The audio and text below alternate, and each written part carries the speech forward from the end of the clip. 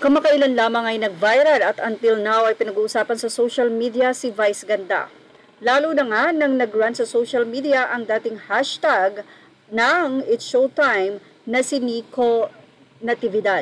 Ilan sa mga naging rant ni Nico Natividad sa kaniyang social media, say ni Nico, naawa ako sa dalawang contestant, gusto lang naman nilang ma-experience ang exposure pero sobrang trauma yung nakuha nila.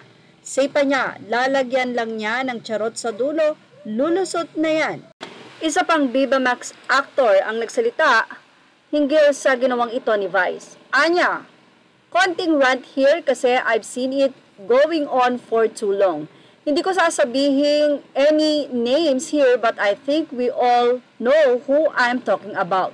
If you have to make fun of people and take personal shots at them, palagi to make people laugh. It's so not funny. Para sa akin, it's simply a lack of intelligence and creativity. I'm so tired of seeing it paulit-ulit on TV. I won't mention the show or network that repeatedly does it, pero yeah, you know what I mean. Belittling someone to make people laugh doesn't make you a comedian. It makes you a bully.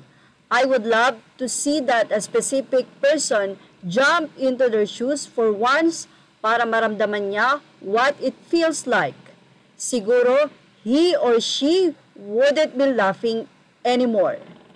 Samantala, dahil nga may mga rant ang fans ni Vice Ganda kay Nico at ganoon din naman ang mga netizen na kumampi kay Nico, narito ang muling naging pahayag ng nasabing aktor na si Nico Natividad. Aniya, for the last time na magsasalita ako tungkol sa nakaraan kong post, unang-una sa lahat, hindi ako nagsisisi na nagsalita ako ng sarili kong saloobin.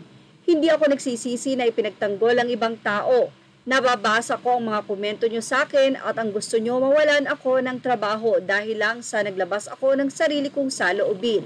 Na alam ko na posibleng mangyari. Kung ikukwento ko ba ang pinagdaraanan o ang pinagdaanan at iniyak ko sa kanila, magbabago ba ang tingin nyo sa akin? Pero hindi naman yon ang intensyon ko na kumuha ng simpatya o makisali lang sa gulo. Naglabas ako ng saloobin ko dahil baka sakaling makatulong na may maayos at magbago sa sitwasyon. Kasi ganoon naman ang pamilya at kaibigan. Tatapikin ka kapag alam mong sumusobra at medyo nagkakamali na. Hindi po ako naghahanap ng kaaway. Ang pagkakabura po ng post ko ay management decision.